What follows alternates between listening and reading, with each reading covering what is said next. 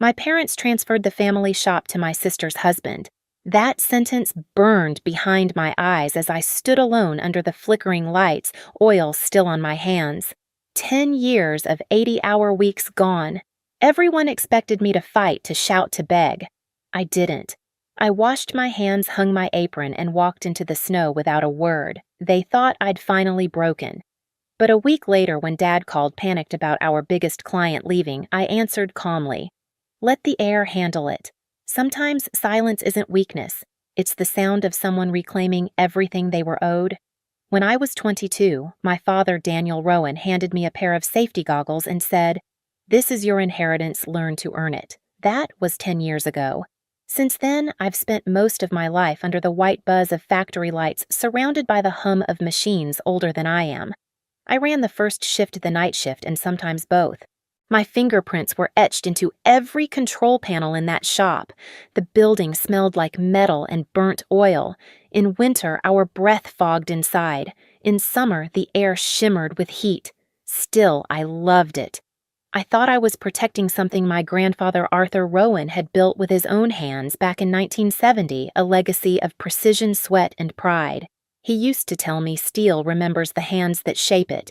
My mother Margaret was gentle but always deferred to Dad. She'd bring lunch sometimes, leave it on the counter, and tell me to keep your head down.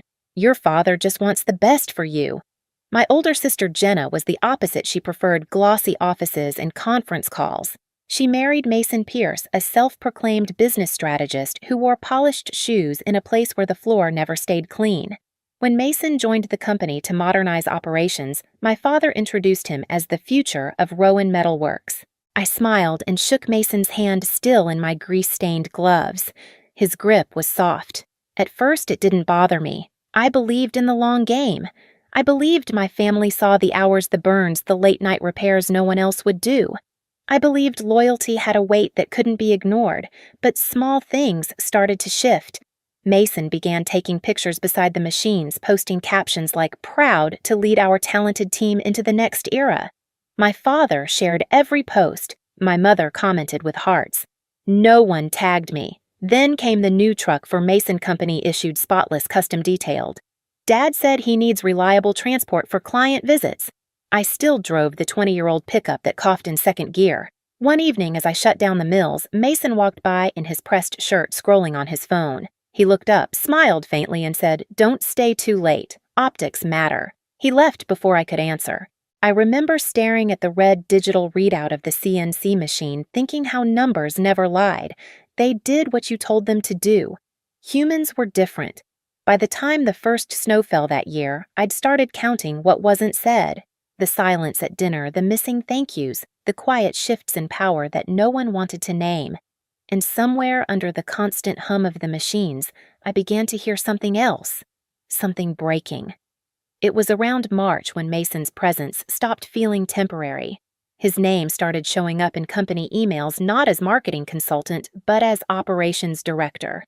I noticed it one morning while reviewing Blueprint's 3 signatures on the approval line, mine, Dad's, and his. That was the first time I felt the ground tilt beneath me. At meetings, Dad turned to him before anyone else. "Mason, what's your take?" The same man who couldn't tell a feed rate from a speed rate cleared his throat and said, "Efficiency. We need to move from craft to brand." Everyone nodded like it meant something. My mother started repeating Mason's phrases at dinner. "Your father says Mason's bringing vision." I asked, "Vision for what?" She hesitated. "Growth, honey. The kind you can't see yet." I smiled tightly and went back to cutting my food. Then there were the photos. Mason loved being photographed. Every week he'd post a new shot in the shop standing beside a lathe I maintained, captioned with something like, "Innovation never sleeps." My father would share it, writing, "Proud of our leadership team." One night I scrolled through the feed and froze.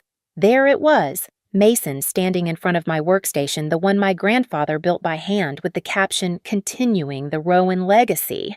My stomach turned, not because of the lie, but because of how easily everyone believed it. A few weeks later, Dad gathered the team for a strategy meeting. I wiped my hands, still warm from the mill, and joined. Mason had printed slides with bullet points that looked suspiciously like my notes from the week before. He started explaining his plan to restructure production flow down to the exact phrasing I'd written. Dad nodded, impressed. That's leadership, son. I looked up, certain I'd misheard. Son Mason grinned. We're all family here, right? That word, family, landed like grit in a wound. After the meeting, I stayed late recalibrating the machine just to hear something honest. Hank Doyle, the old machinist who'd been here since Grandpa's day, stopped by my station. His beard smelled faintly of tobacco and steel dust. He said quietly, "Your granddad used to say a machine runs like the hands that feed it. These days, the hands don't touch much." I asked if he ever regretted staying. He chuckled, eyes soft. Never. Because I know what I built. That line stuck with me all week. By summer, Mason had his own office. I still worked on the floor. When I asked about payroll after 10 years of reinvesting my share, Dad said, "Everything's tied up in assets, Kelsey. You know that. Don't worry, it's all yours one day." That phrase again. One day. Except one day never came. The cracks had become visible now. Orders, delayed invoices, misfiled clients calling me directly to fix Mason's oversights. I'd clean up the mess quietly, hand him the final results, and watch him take credit again. The last straw came in late November. Titan Steel Dynamics sent a thank you card addressed to Mr. Pierce for the precision parts I had machined. When I showed it to my father, he smiled. "Well, that's good PR for the company." I nodded slowly. "Sure. For the company." That was the night I stopped believing this was a misunderstanding. The night it all broke open was colder than usual. The factory floor was empty, the hum of the machines replaced by a faint echo of dripping coolant. I was alone finishing quality checks on a late order. My hands were black with grease when I reached for a binder that had slipped behind a drawer. That's when I saw it, a red folder stamped "Confidential." It didn't belong there. I hesitated. For a moment, I thought maybe it was a client document or tax record, but something in me already knew. I wiped my hands on a rag, opened it carefully, and started reading. Transfers. Ownership. Effective date 4 months earlier. Signatures Daniel Rowan and Margaret Rowan. New majority owner Mason Pierce. My name appeared once under employee list. I read it twice then, a third time, hoping I'd misread. The ink glared back sharp and final. 10 years of labor, every hour, every scar erased with one stroke of a pen. My throat tightened, but no sound came out. I sank onto the stool beside the CNC mill and stared at my hands that had built, fixed, and fed this place since I was barely out of college. They looked foreign now, used, disposable. I thought of my grandfather's voice. Steel remembers the hands that shape it. Apparently, people didn't. When the shock passed, a strange calm took its place. I slid the papers back into the folder, straightened the stack, and shut the drawer. Then I stood up, turned off each machine one by one, listening as the noise died, leaving only silence. Before I left, I wrote one short letter on company stationery. Effective immediately, I resign. Good luck running this place without me. I placed it on my father's desk right beside his brass nameplate. Then I took the only things that truly belonged to me, my tool notebook, a photo of Grandpa Arthur holding my hand by the first mill, and his old welding gloves. Outside, the parking lot was crusted with frost. My truck coughed before the engine caught. I looked through the windshield at the building's glow behind me. The red Rowan Metal Works sign flickered like it couldn't decide if it still worked. As I drove off, I didn't cry. I didn't curse. I just whispered, "I tried Grandpa." For the next week, I stayed in the small apartment above Tori Alvarez's bakery. She didn't ask questions, just left coffee and a warm roll on the counter each morning. I woke up at 5 out of habit, stared at my idle hands, and tried to breathe through the silence. On the 8th day, my phone rang. I didn't recognize the number until I heard my father's voice, strained, panicked. "Kelsey, Titan Steel Dynamics is about to walk. Mason can't fix the order. Please, we need you back." I took a slow breath. "Dad," I said softly, "let the air handle it." Dad didn't speak at first, just a long silence on the line, the sound of his breath heavy like he was trying to decide whether to beg or command. When he finally did, his voice cracked. "Kelsey, please." Mason doesn't understand the specs. Titan says the parts are out of tolerance. They're threatening to terminate the contract. That's 40% of our revenue. For a second, muscle memory tried to take over. My mind pictured the mill setup. The tool offsets the coolant ratios. I could fix it in hours. I knew I could. But the moment I almost reached for my jacket, I saw that red folder again in my head. The signatures, the betrayal. I don't work there anymore, I said quietly. You don't mean that. His voice broke higher. Your family. No, Dad, I said. I was labor. You already chose your family. He exhaled sharply, half pain, half anger. Don't do this, Kelsey. I'm not doing anything I said. I stopped doing things for free. And I hung up. The phone buzzed again and again for the next hour. I didn't answer.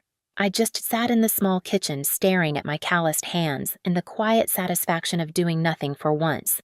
That was the first time silence ever felt powerful. Over the next few days, the calls stopped, but messages trickled in from old coworkers, questions, warnings, gossip. Mason's been missing meetings. Titan pulled the inspection team. Your dad looks sick. Tori slid a cup of coffee across the counter one morning and said, You gonna let them drown? I looked up from the newspaper. They built the boat. They chose the captain. But I didn't walk away completely. I started keeping track. Titan Steel filed a complaint over defective batches. Vendors posted delayed payment notices. Mason was suddenly posting fewer photos online. Then one afternoon, I got an email from Nora Park, an old friend from my technical college days who'd gone on to law school. Subject line, need to talk. When we met at her Milwaukee office, she looked exactly the same sharp, composed the kind of woman who always walked in knowing the next 3 moves. She poured coffee and said I heard about the transfer. You heard right, I replied. She leaned back, scanning the printouts I'd brought, the red folder copies of production reports, client emails, and a stack of unpaid tax notices I'd saved before leaving. After a while, she said, Kelsey, this isn't just betrayal. It's grounds for reversal. Your grandfather's documented philosophy, whoever builds with their hands and mind owns a piece of its soul, that's founder intent. Courts respect that. And if we can show Mason's mismanagement and misuse of company funds, we've got a case. For the first time in months, I felt something besides anger clarity. The following weeks blurred into long nights at Nora's office. We combed through records, lined up every invoice and email like evidence on a factory floor. I found messages from Titan Steel praising my precision, thanking me for saving critical orders. I found spreadsheets showing the company's revenue rising 180% under my technical oversight and crashing after Mason's arrival. Then came the proof we needed most. Mason's company card statements, thousands spent on client dinners during Packers games, a $4 $800 office equipment charge that turned out to be a home theater system delivered to his address. Nora looked at me and smiled thinly. He's a walking audit. We also contacted Hank Doyle, the old machinist. He met us at a diner, his hands still marked with grease stains that never really washed off. He brought a folder of old contracts from Grandpa Arthur's time annotated in his handwriting. Words circled, underlined, team share, joint ownership, collective value. He meant it. Kelsey, Hank said, Arthur always said you'd carry this place forward. When I took those papers back to Nora, she said, This is gold. It's not just about fairness anymore. It's about legal intent. She looked up from the files. Are you ready to face them? I thought of my father's trembling voice, my mother's silence, Mason's smug grin beside the machines. Then I nodded. Yes, but not as their daughter. As the one who actually built it. The courtroom in Green Bay smelled of old carpet and cold coffee. The walls were pale, the lighting unforgiving. My parents sat on one side with Mason, his lawyer, whispering fast in his ear. I sat beside Nora, steady, composed. When the judge entered the room, hushed, Nora began with calm precision. Your Honor, this is not a case about inheritance. It's about integrity. It's about a woman who gave 10 years of her life to a business her grandfather built only to be erased for the sake of image. She projected my grandfather's handwritten line onto the screen. Whoever builds with their hands and mind owns a piece of its soul. Then came the evidence client emails with my name production data showing the company's growth, and finally the list of Mason's business expenses. Each number landed like a hammer strike. When Nora called me to the stand, my palms were cold, but my voice didn't shake. I described the years I worked, 80-hour weeks, no pay, every burn, and scar proof of commitment. I said I believed I was earning a future. I didn't realize I was building someone else's image. When it was Mason's turn, his lawyer tried to steer him gently. "Mr. Pierce, could you explain your leadership contributions?" Mason smiled. "I modernized the brand. I brought visibility." Nora rose. "Cross-examination, Your Honor." She walked closer, her heels tapping the tile like a metronome. "Mr. Pierce, name 3 clients you personally acquired." He blinked. I oversaw general outreach. Name 1.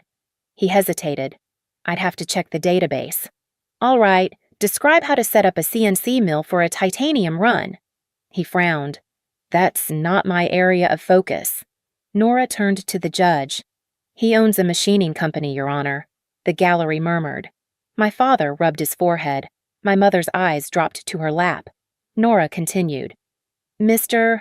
Pierce, what was last quarter's revenue?" He swallowed, not sure of the exact number.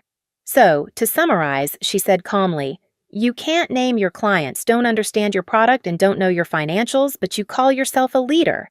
Silence stretched across the room. The judge looked over his glasses at Mason. "You may sit down, Mr. Pierce."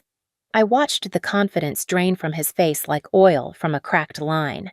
When the closing statements ended, the judge leaned back reading over the files. "This court recognizes clear evidence that the transfer of ownership violated the founder's documented intent, and that the plaintiff, Ms. Kelsey Rowan, was the primary operational force behind the company's success.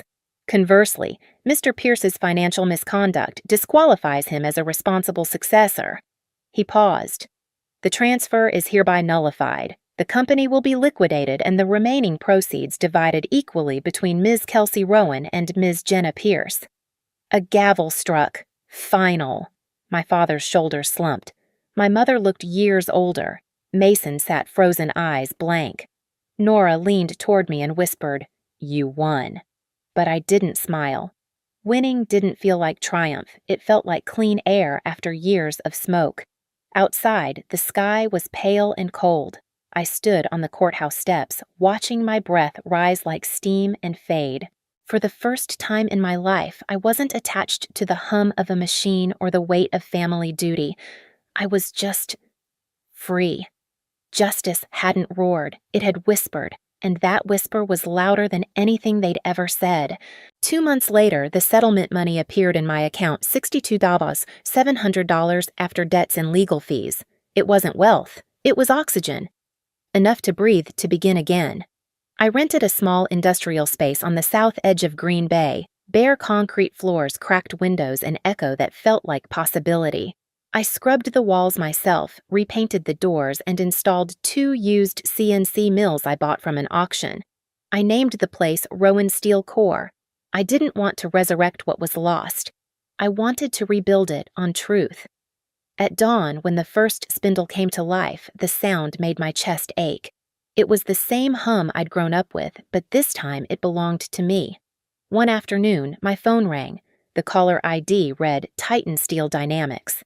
A familiar voice said, "We heard you opened your own shop. We'd like you to take over production again. We need someone who actually knows the machines." I smiled steady. "Send me the specs." By summer, the machines were running full shifts. The invoices bore my name. The work was mine, the mistakes mine, the victories mine. One day, Hank stopped by his beard, whiter now, eyes bright. He ran his hand along the old mill I'd restored my grandfather's first. "Arthur would have been proud," he said softly. I nodded. "Maybe, but I'm proud for both of us." He smiled. "That's how legacy really works, kid. You don't inherit it, you rebuild it." When he left, I stood in the quiet, the hum of metal cutting through metal filling the air. The machine sounded steady, alive. And for the first time in years, so did I. The sun cut through the shop windows that morning, turning the metal dust in the air into gold. I leaned against the railing, watching the light fall across the machine my grandfather once called the heart of this place. Its rhythm was steady again. People always think revenge means shouting lawsuits or slammed doors. but sometimes it's quieter than that. Sometimes it's standing in the same place they tried to erase you from and realizing you're the only one still standing. I touched the cold steel, the pulse of my own work echoing back through it. Sometimes I said softly, "Silence isn't weakness. It's the sound of someone reclaiming everything they were owed. If you've ever been silenced and stood back up, this story was for you."